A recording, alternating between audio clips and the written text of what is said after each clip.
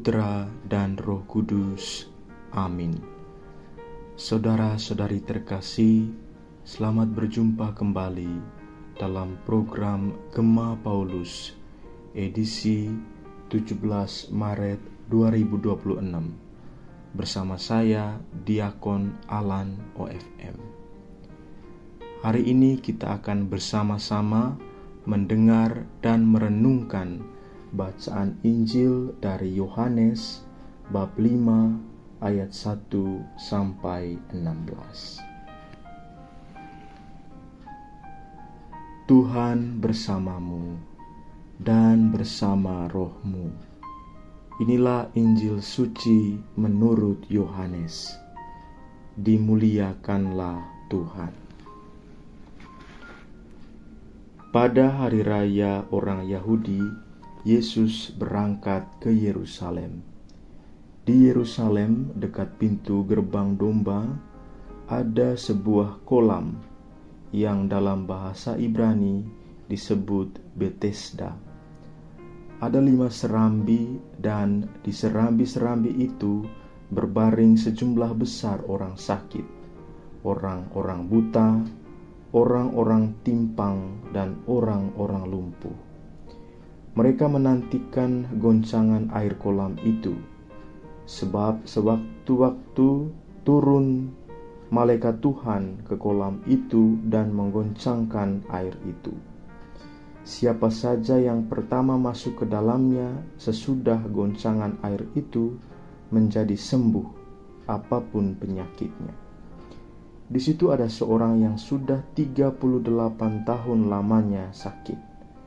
Ketika Yesus melihat orang itu berbaring di situ, dan karena ia tahu bahwa ia telah lama dalam keadaan itu, berkatalah ia kepadanya, "Maukah engkau sembuh?" Jawab orang sakit itu kepadanya, "Tuan, aku tidak punya siapa-siapa untuk menurunkan aku ke dalam kolam itu ketika airnya mulai terguncang. Dan sementara aku menuju ke kolam itu, orang lain sudah turun mendahului aku." Kata Yesus kepadanya, "Bangunlah, angkatlah tikarmu, dan berjalanlah." Pada saat itu juga sembuhlah orang itu, lalu ia mengangkat tikarnya dan berjalan. Hari itu hari Sabat. Karena itu para pemuka Yahudi berkata orang kepada yang lain yang baru sembuh itu, "Hari ini hari Sabat dan engkau tidak boleh mengangkat tikarmu." Tetapi ia menjawab mereka, "Orang yang telah menyembuhkan aku, dia yang mengatakan kepadaku, 'Angkatlah tikarmu dan berjalanlah.'" Mereka bertanya kepadanya, "Siapakah orang itu yang berkata kepadamu, 'Angkatlah tikarmu dan berjalanlah'?" Namun orang yang baru disembuhkan itu tidak tahu siapa orang itu, sebab Yesus telah menghilang ke tengah-tengah orang banyak di tempat itu. Kemudian Yesus bertemu dengan dia dalam bait Allah, lalu berkata kepadanya, "Ingat, engkau telah sembuh. Jangan berbuat dosa lagi, supaya jangan terjadi yang lebih buruk lagi padamu." Orang itu keluar lalu menceritakan kepada para pemuka Yahudi bahwa Yesuslah yang telah menyembuhkan dia.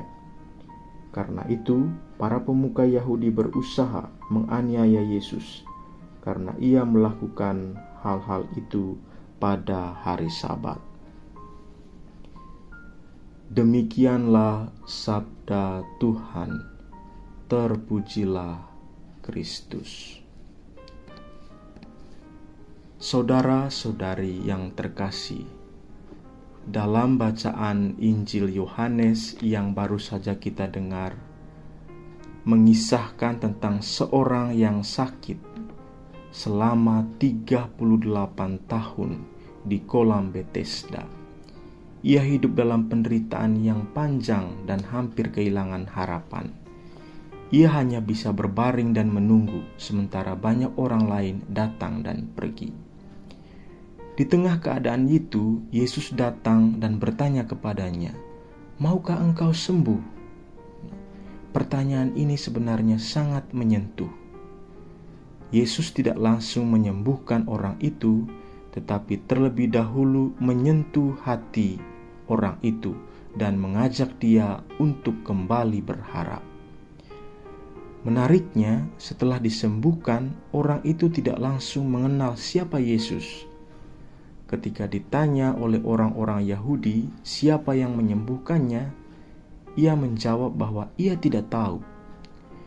Tetapi kemudian ia berjumpa lagi dengan Yesus di bait Allah, dan dari situ ia mulai menyadari bahwa Yesuslah yang telah menyembuhkannya. Saudara dan saudariku, perjalanan orang ini sebenarnya menggambarkan perjalanan iman kita.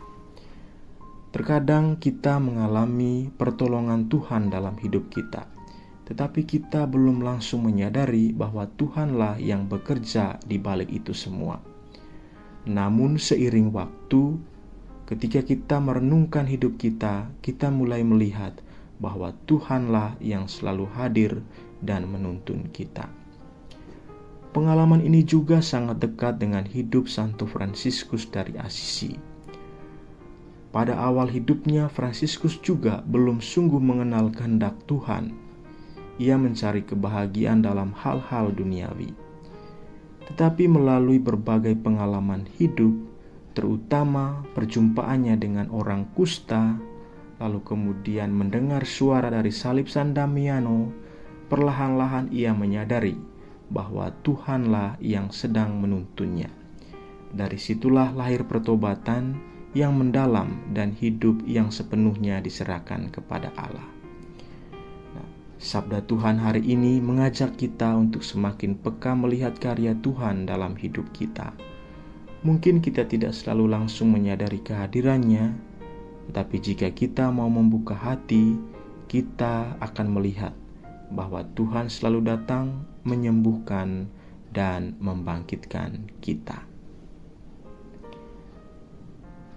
Semoga Tuhan bersamamu dan bersama rohmu.